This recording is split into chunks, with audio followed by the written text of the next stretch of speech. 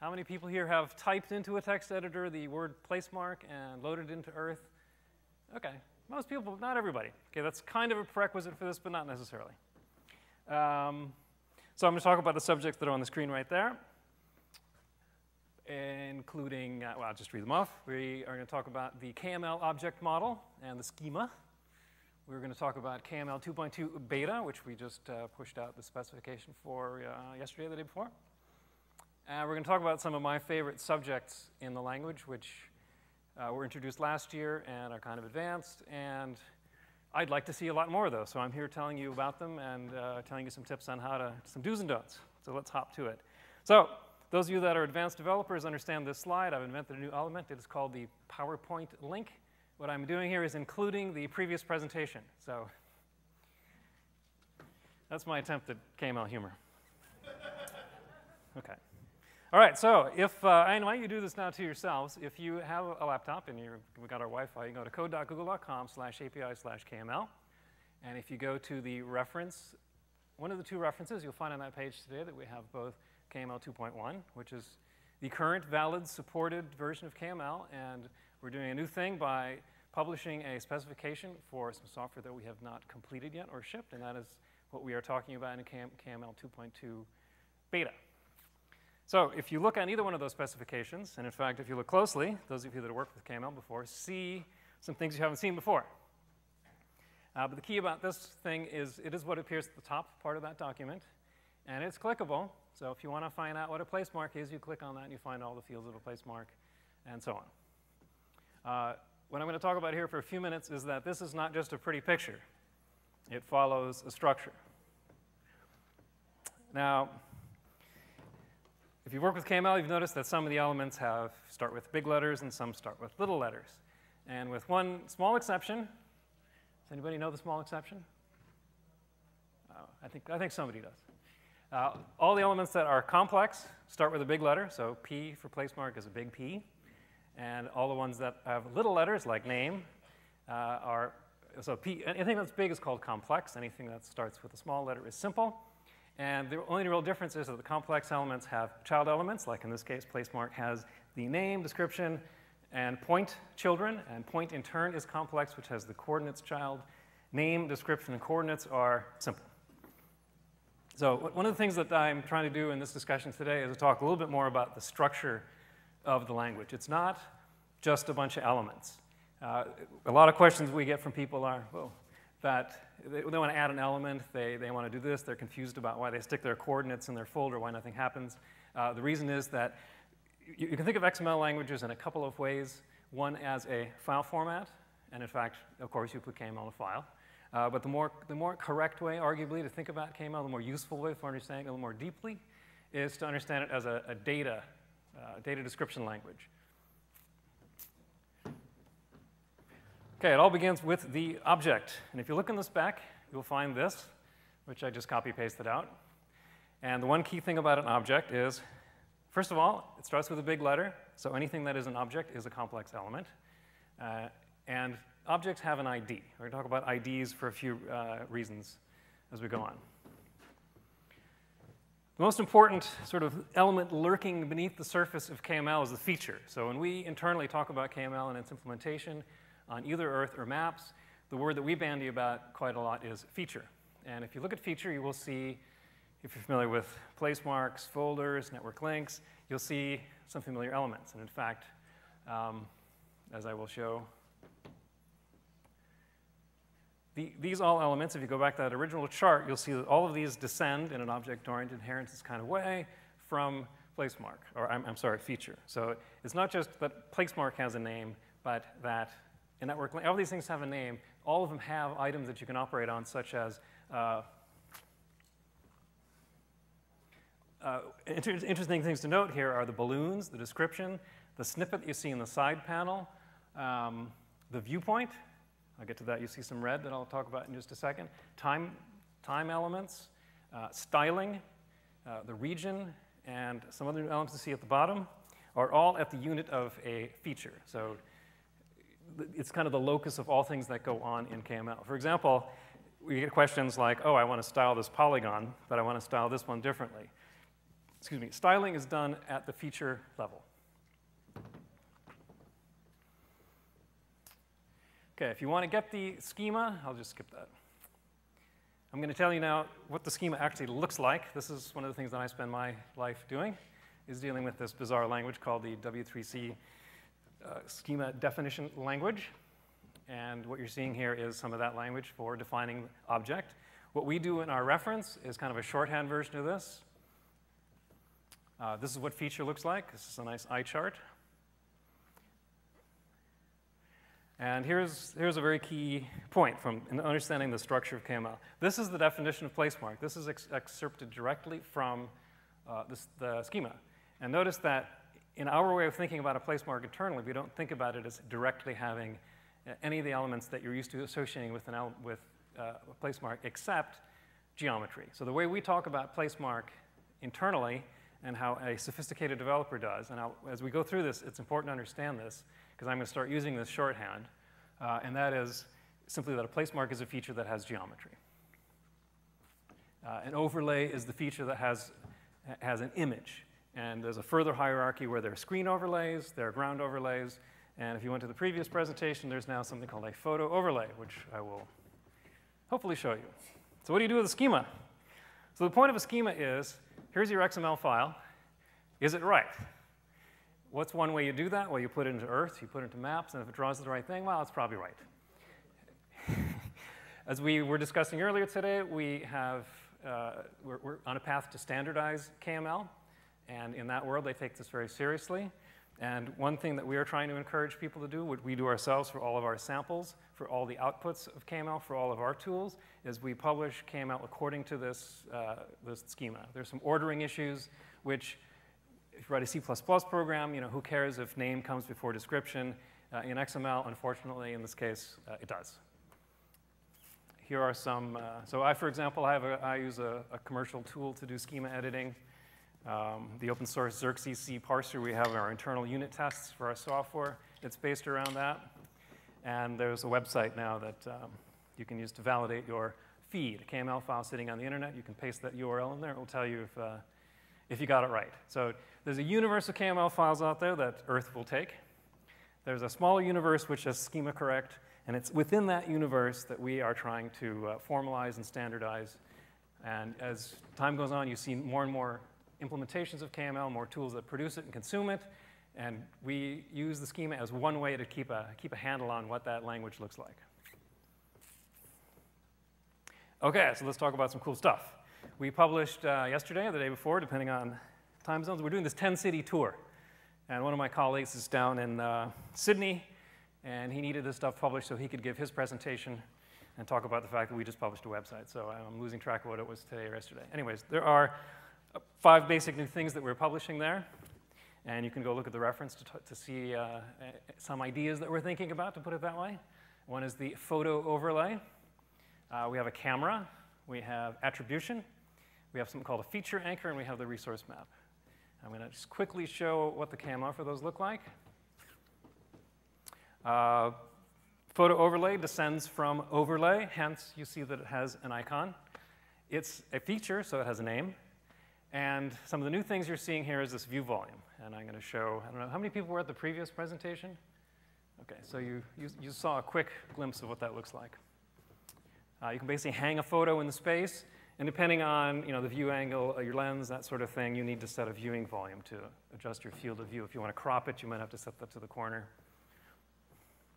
Now, the one thing to note about this is I'm always using the word KML 2.2 beta as one complete string. And beta really just means something we're thinking about. Don't know when we're going to have this available in a product. As part of our standards direction, we are opening up some of the things we're thinking about before we're done with them. That's a very new thing for us and for Google in general. We're doing that for you to give us feedback, for you to start thinking about some interesting applications you can do. Those of you that have worked with Lookat now have a new choice called camera. Camera is basically a full 6 degree of freedom camera position. The Lookat is the point you are looking at. It sets the camera from the point of view of the object you are looking at. Camera positions the actual camera. So that longitude, latitude, altitude is where this camera is. somewhere in space. And then we have tilt, heading, and roll to aim your camera. And there are two interesting reasons for that coming about. One, of course, is photos, where we want to be able to look at things from a very shallow angle. And of course, buildings, where we want to be looking up. The look at, you can't look up. So the world's looking up in KML. And this is how you do it. Those of you who went to the previous talk saw that we are now talking about attribution. So when you have your data crawled and it's searched, and we put up the search results, we honor these attribution elements to direct the user back to the owner of this data.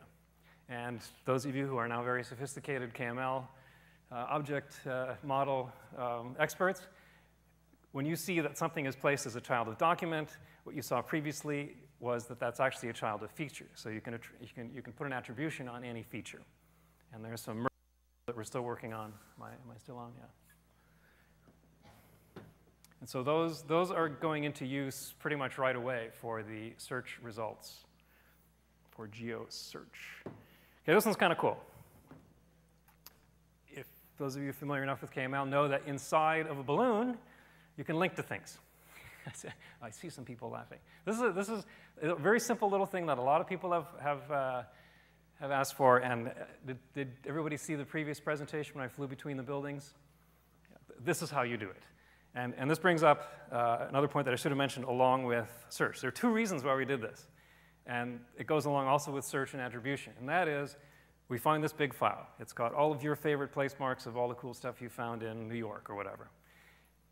And the user, they search for, like the dog park example. And let's just say one of your place marks was a path that marked dogs or whatever. But the rest of that particular document is, your favorite restaurant or, whatever. What we do is when we index that file in search, we load the whole file. And then, well, where do we go? This search result was for this particular point, not this whole file. I mean, it could have been a search results for all the dog walking places in the whole world, and the viewpoint for that might be, standing on the moon, and that doesn't really help you much. So what this allows you to do is, if you in your place mark or your feature, ground overlay, network link, whatever you have, both give it an ID and this attribution, then the search results will provide the proper attribution at that fine grain level, and the search result will actually know where to fly there. And it will honor the fly to. So if you have in your place mark, as I indicate here with a look at, then we will fly to there just as if the user flew there themselves. And it's a little bit more sophisticated than that in that the href can be a full URL to any KML file. And in fact, href inside of a balloon, as you know, can be a URL to anything. It's just that when Earth sees that it's a KML file, it loads it itself. The fragment, pound whatever, is further indexing into that. And as you saw in the demonstration, you can do things like simply flying there, honoring the look at. You can fly there and pop up the balloon. And we have a couple other ideas. There's sort of a 2x2 matrix there. There's just pop its balloon and not go there. Again, we're thinking about that. I'm going to give a pitch while I remember, and that is, as I was walking here, I got lots of questions, things people want, people are wondering about. I really encourage everybody to go to the code.google.com website, API/KML. There's now we switched over from the old BBS into a real Google group, and we have a full-time person who monitors that. He drew Brazil, by the way. I had to go to San Jose. Well, he's not here right now. We're doing this in 10 cities, by the way. It's been quite an interesting couple of weeks. But there's a group on there for new feature requests. We actually read those. If 1,000 people pile on and say, man, it would be just the coolest thing if you did, whatever, or it would enable this cool idea or this, we actually really are interested in that. And that's part of our beta thing here, is to get our ideas out there and get everybody thinking about it and giving us feedback on where things should go. And as far as standards, another indication of how we're thinking about things too is with that we are not just, we didn't invent our own attribution tags. We looked around and thought about pretty hard. It was actually a very contentious, long discussion, but we have imported the Atom, that part of the Atom XML language into KML. If you are a XML schema head and you download the schema and you look at it, you see we've imported that part of Atom into our schema. And this is just a little thing about models. I don't know if many people work with models directly. Often maybe you make it in SketchUp or some other tool. But again, you're developers, so this is the audience for this feature. And that is that all the information that used to be inside the textures.txt file, which mapped the name of a texture image inside of your Collada file out to a name in your KMZ file, or out anywhere, is now done in the KML, which is done with this resource map. Okay. I'm now going to see where our time is. Okay, we're at 2:30. Good. Okay, so now we're going to start at the beginning again.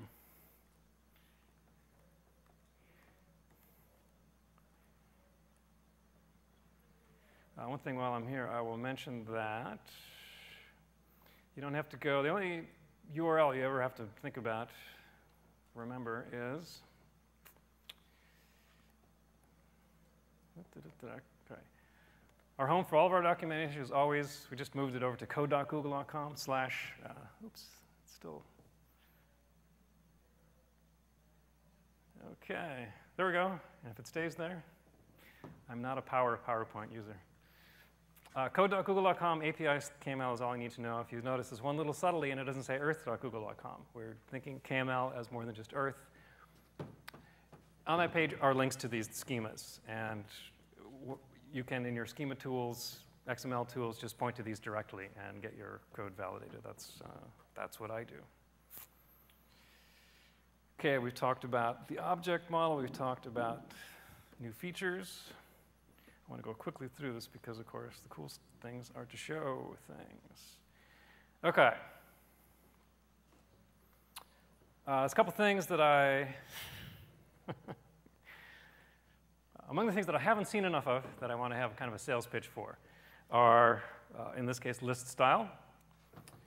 There are 4 ways that you can handle a folder, basically. And you've seen these demonstrated. They came about due to some of the new power features that were introduced starting with 2.1. One is, of course, a radio folder, and I'm just showing you what the XML looks like for that. And I'm actually showing 2 things here that we consider pretty important, and actually one little detail about how this actually works. And that is that, first of all, we really like style URL. You can put styles inline. If you go look at the schema, you will see, yes, style is a child of feature, hence every feature can have its own style, and we call that inline styling. And that works just fine. For some examples I'm going to show, I'm going to explain why that might not be such a good idea, or what the price is for that. It still works, but there's a price. And style URL is the key way out of that. The schema does not express something very important about styles, and that is that there's a concept of inline style and global style. There is no XML language primitive in KML that describes the difference. A global style is simply a style that exists as a child of document, and it has an ID. And what you can do then elsewhere from any feature is reference it. And on the screen, if you look, you'll see, oh, he's got a mistake, which I sometimes do. But in this case, there are no mistakes. You'll see that the style URL is actually a child of document, and it refers back to itself. And it's just kind of a funny quirk about how things work. So if you want to have your topmost element in your file be a document, and you want to have it be a radio folder, in this case, have exclusive visibility between these 2 place marks and whatever else I have in the file, you have to play this little trick. But I actually think of this as a very good habit to get into. And again, ID is because style is itself an object. So you see that structure of the language. Check hide children is, some of you have seen the region-based network link feature where we have a cascade of links that go on pretty deep. If you saw the tornado imageries that I showed, that's actually a data set of it's either 4,000 or 7,000 files. And you can imagine that cascade of files showing up in the panel. First of all, it's kind of a mess. There's no useful information for the user. If your data set does have useful information there, by all means, you leave that there and let them browse around in it. But there's a performance penalty as well, because we have to repaint. We have progress indication for each little fetch. If you use check hide children, the progress gets pushed up to the parent document. Then we have check off only. I was on this stage here yesterday, and I have my whole sample file. I was not online, and I click the top level folder. How many people have like gone to a big, huge document, click that folder, and all of a sudden, everything in that folder starts going visible. You start loading things. Yeah, we came up with the idea that if the folder's on, we can turn everything off in it. But if I click on it, I can't accidentally turn it all on. So that's a very useful one to have. And again, I'm using style as a global style child of document. I'm referring back to myself. And if you look carefully, you'll notice in the spec that there's a fourth variant of list style, and that is check. Well, check just happens to be the default. If you don't specify a list style, you get a checkbox, and then the visibility element operates on that. OK, another one. So as we move KML beyond Earth and into maps, you get all these little silly subjects that you never thought you had to talk too much about. But in fact, one of the ones that we've spent a lot of time thinking about, talking about, working on is icons. So in maps, you get those paddles with a little tail at the bottom. In Earth, we've typically had the round things that are pasted onto the ground, and now we have the push pins. Well, in the Earth, in maps, they also cast a shadow. So actually, this is something else, but I'll get to that too. One is, if you see the search results, you noticed when Lior was showing the results that you could put a different icon in the left panel in the list view than in the 2D or the 3D maps view. And that's done with this list style icon. So I'm indicating you that we show little square ones, and we show the paddles out in the view. They just look nicer. The paddles don't look as nice when they put in the list view. So that's why we put that there. OK, this is more to the point of, OK, now I have my nice little paddle, and it naturally wants to be attached at the bottom of the paddle. And in maps, that is indicated to you by a nice little shadow that we cast. But if you put that icon down on Earth, Earth has a few twists and turns, pretty literally, in that when you turn that icon around, it starts spinning around the middle of the little bubble. And I'll show that in a sec. So we came up with the hotspot element, which essentially shows the anchor point of the icon. And in this, generally, icons fall into two categories. You're either pasting the icon onto the ground, and if you specify nothing, then the center of the icon is the point that you're specifying in your place mark. If you give it a hotspot, then there are a myriad of ways you can index into your icon and pick the spot that you want to be the one that matches the point that's on the ground. And I'll show here just in a sec what that looks like. And this is the element that does that for you. So we generally talk about items being center hotspot or bottom hotspot. More and more, we're moving to the bottom hotspot. And as you can see by these fanciful names, if you have a standing and twirling type of icon, you want to put its hotspot at the bottom. And this is how you specify that. OK, a couple things about time. A lot of people have been playing with time. When we came out with this feature, it's a very difficult user interface problem to solve, like all ways to timestamp all data all the time. There's two main sets of data that we basically operated on. One was a series of GPS points, like I showed my hike up in Marin County and sailing trips or whatever it is. That was one design center, and the other was for doing time animated overlays. And our basic standard practice at this point is if you got a bunch of points, you put time stamps. And what the user interface does is if you have a folder or all enabled documents are timestamp oriented, then we automatically put up that sweep, and you sweep that through. If you put a bunch of time spans, then we put up a time instant. And the reason that's important is that operating on overlay, you can, if you want to, overlap your times, and the user can drag it out, and they'll see some crazy behavior of overlays, like multiple ones at the same time. And if that's what you want, you can do that. What we designed around is essentially what I'm showing here, where if you look carefully, you'll see that the time span of the second overlay matches the end of the time span of the first one. And if you do that, and if that's what you enable in your folder, the user interface is smart and puts up that time instant. So that's just two design centers that we had. OK. This is my favorite subject. And some of you were here last year. How many people were here last year at the Geo Developer Day? OK, not that many. That's cool. But even if you were, I'm still working on Switzerland. OK, so my favorite subject in KML is what do you do with a lot of points? We've seen search results, you put up a few points, like my trip today, 10 points or whatever that was. That's cool. But as you know from some of the things I've shown you, that KML has the ability for you to describe essentially an unlimited amount of data. And just this, like, we don't distribute Earth on a CD and you browse around in all the imagery. We ourselves, in the base map, as we call it, when we're in a certain region and a certain depth and a certain angle and whatever, we fetch the tiles that we need to fetch. We fetch the points we need to fetch. And it's ranked by, city data is ranked by population. We have different levels of resolution of our border data. Well, I think one of the very cool things about this feature is that you yourself also can offer a layer. And I'm going to tell you a little bit about how I rebaked Switzerland since last year. It's kind of fortuitous because since last year we've also dramatically upgraded our own base map imagery of Switzerland. So this data set plays very nicely. I was very pleasantly surprised, I shouldn't say surprised, to see that a lot of the place marks actually are right on top of boat docks and train stations and gondolas, and it's, I sit and they're 50, I play around with this quite a lot. So I'm going to talk a little about ways to manage complexity in your presentation. Let me just go back to this for a sec. So what does everybody think about this presentation? I mean, it's kind of cool.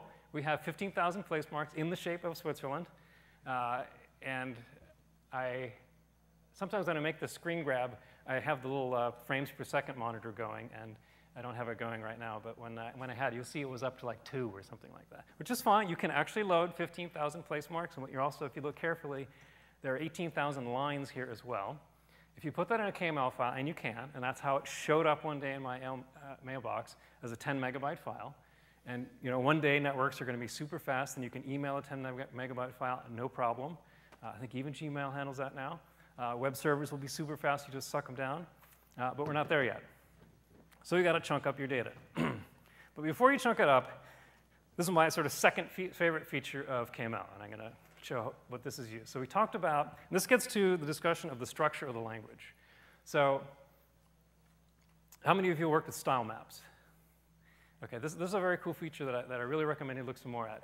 So a style map on the surface is a way to do icon rollover. Okay, and if you look at the structure of the language, the way icon rollover works is you have a style map, and you'll see this pair. I'm just going to talk about the map, and then we'll go see how it's used. So right up here we have this style map right here, which has 2 elements that have normal and highlight. And they have a style URL. We've talked about that. And they point to particular styles, which have IDs. We like IDs. And one more thing, too, is this goes in a file called style.kml. So what I'm actually showing you here is pretty much on these 3 pages, except for the closing element, a complete, useful KML file that you just sit there, that sits there, actually doesn't do anything, but it's extremely useful, and I'll show that in just a sec. So here is something that's very interesting. So in normal state, in this particular style map, when the user just loads the data, and they're not rolling over that particular icon, then anything associated with that feature, in this case a place mark, as I'll show in a second, is styled according to these styles. If you look at the style element, you'll see that there are 6 children, which means that any of those can follow the normal or the highlight. So in this case, the normal style is to show this white blank ping for an icon. Pings, as you know, have transparency, so that you'll see that it's probably one of those maps style paddles because we're using the bottom hotspot. And here's a little interesting one. The label styles the label of the icon. And if you say it's sized to 0, you don't show anything. It's a way of hiding it. Same for line style. And so you're thinking, oh, we have labels, and we have geometry styling inside of style. Yeah, of course. And the key word up there is multi-geometry. We'll get to that in a second.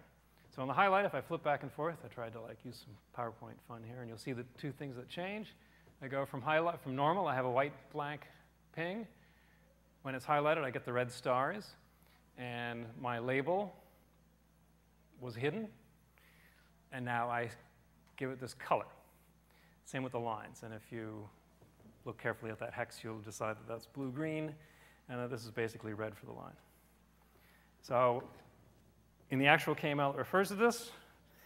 I have a particular place mark of some train station in Switzerland, and in it, I do this very powerful thing, and that is that instead of taking that style, I could take that style map with its icon style, label style, all that stuff, and put it inline in every single place mark, and I don't have the numbers, but obviously that generates 15,000 times that amount of data, which is that 15,000 times amount of bytes to pull over the network that we have to parse. Really good idea is to simply put it in a file and then point to it. And again, a style URL is a full network URL. You right now could go to my dataset, which is sitting right now on code.google.com. You can create a piece of KML, and if I gave you that full path name, you could style your icons straight from my style file. And the other key is, this is one of the things that multi-geometry is very cool for. So if you look carefully at the schema, you will see placemark is the feature that has geometry. One of the items that fills the geometry role is multi-geometry, which in turn has multiple items. And that's how we gang a bunch of geometry and hence style them honoring the highlight and normal. OK. I'm going to talk just a little bit about regions. I'm going to blow through some things here, because I want to show you this. Switzerland 2007. OK, so how many of you worked with the region element? OK, not enough hands. Region is all by itself. So I'm going to show this hyper-sophisticated way of using it. But all by itself, it's actually pretty useful as far as managing visibility of objects. I'll show a couple simple examples here in a sec. But I'll just show those, and then we can talk about them. The most sophisticated way to use regions, though, is along with the network link. And that's akin to how Earth itself works with its base data. We fly to a certain place. And one of the cool things, I don't know how many people have worked with view-based refresh, is that what's the thing about view-based refresh is you have to stop, and then you set a time, which I think is a default, or 2 or 4 seconds. You can override it to be whatever you want. And then you get a query up to some server, which gets a bounding box. You can look it up in some database. You run your code, whatever it is you're going to do, and then you send back a piece of KML. So that has a couple of, that's fine. That's interesting enough. It has a couple of interesting limitations, though. One, it requires you to write a program, and you have to host it someplace. You can't just go CGI fetch a file. I mean, you might have some kind of sophisticated serving infrastructure, but you can't just do that with Apache, for example. So the very cool thing about regions that I mentioned in the other room with respect to search, with respect to serving, with respect to putting on a web server, or just putting on your laptop and carrying it around like I'm doing here today, is just a bunch of files. And the way those files are arranged in this region hierarchy is essentially Earth walking down it, whether it's geographically north, south, east, west, or various levels of detail, et cetera. So this is basically the canonical form of such a file.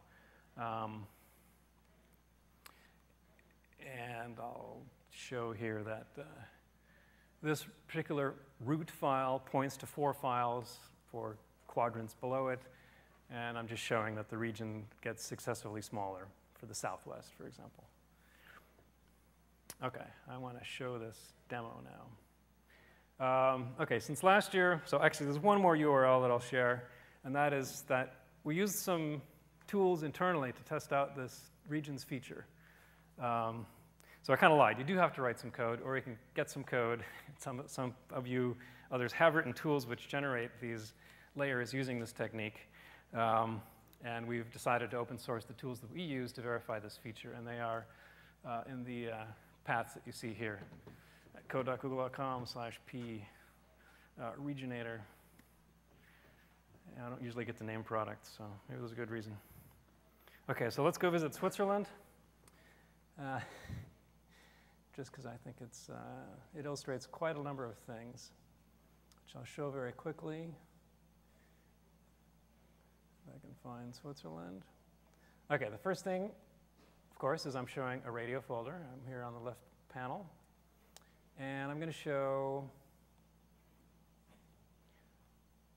use our fine touring feature to fly there, except I'm not touring the right thing.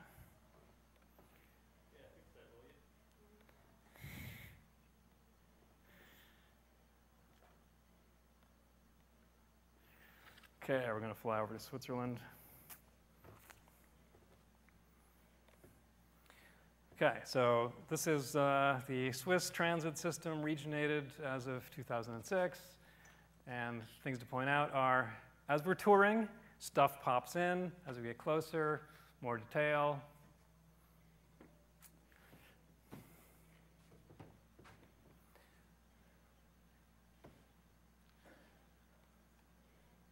Go far away and things disappear. This is also sorted by the number of connections between stations. Sorted by the population, whatever you want. Okay, so I decided those icons are kind of messy, especially with the names. It's just a standard icon. There's no style. So we're going to do some styling. The way I've done this style is,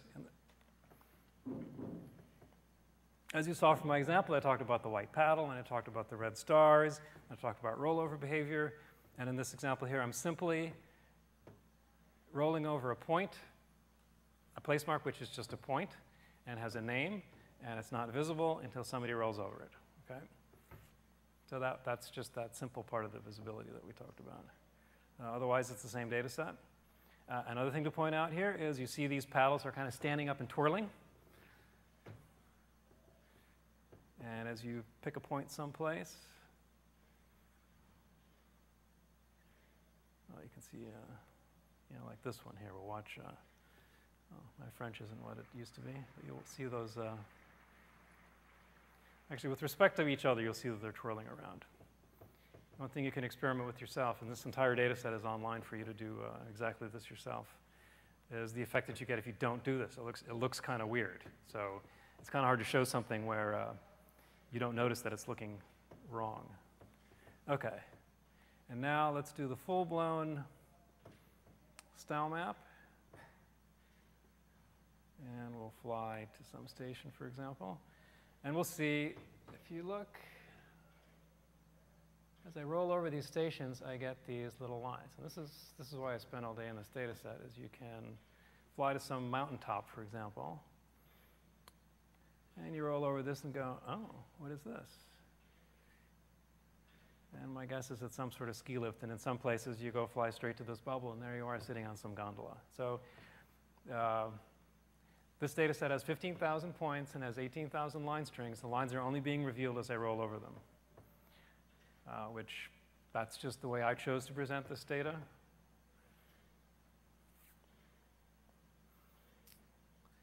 Okay. All right, I want to leave some time for some questions, which I see a hand up already. Let me bravely do one more showing of a new feature you can start putting your head around to think about.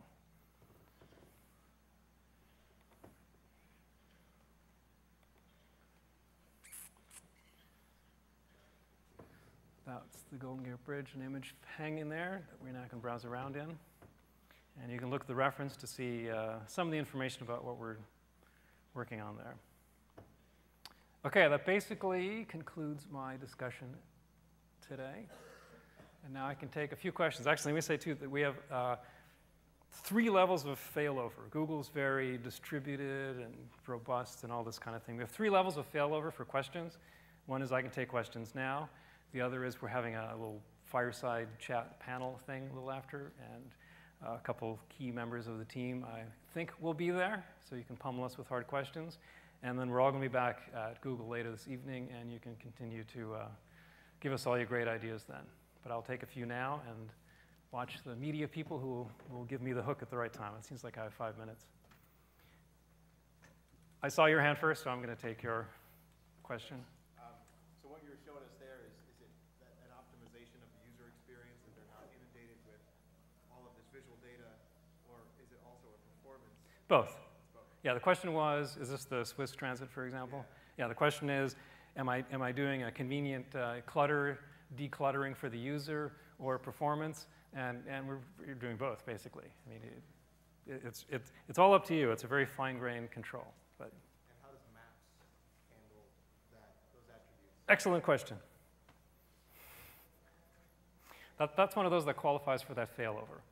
I'm very interested in that aspect as well. We have some interesting discussions about what we might or do.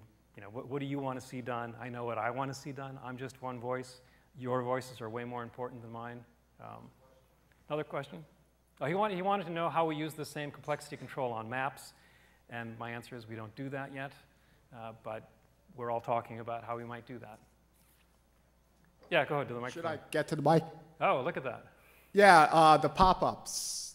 What we can put in the pop-ups, and it seems like now you can do a lot more interesting things in Google Maps pop-ups than Google Earth pop-ups. Right.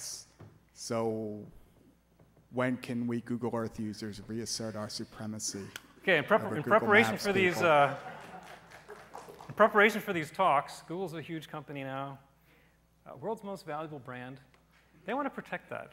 So before they let people like me come out and talk to the I shouldn't say it, out in public, I'm told to do things such as I do not talk about the future. So I literally cannot answer your question about any question that has when in it unless it had to do with the past. So we find it interesting too. You probably see a few things where Maps and Earth are sharing things. We have search. We're talking about GeoRSS. We're talking about KML and Maps.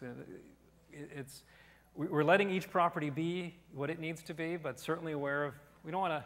There's an analogy about stovepiping prematurely. We're not going to do things just for neatness sake. We really want each of these properties to be what they need to be, and be aware of where we need to connect the dots. So,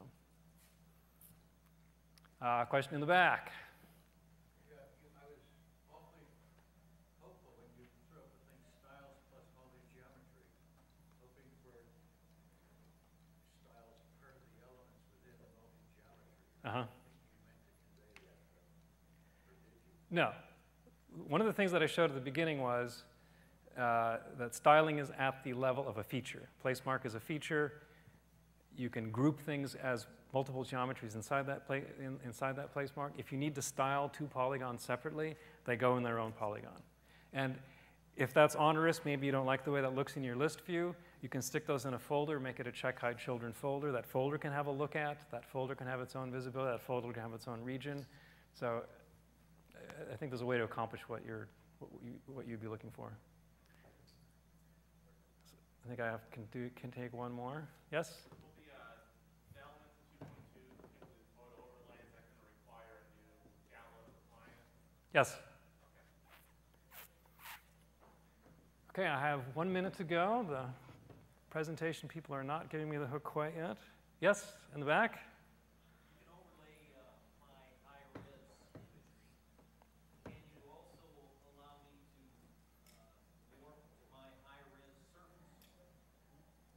What's a high-res surface?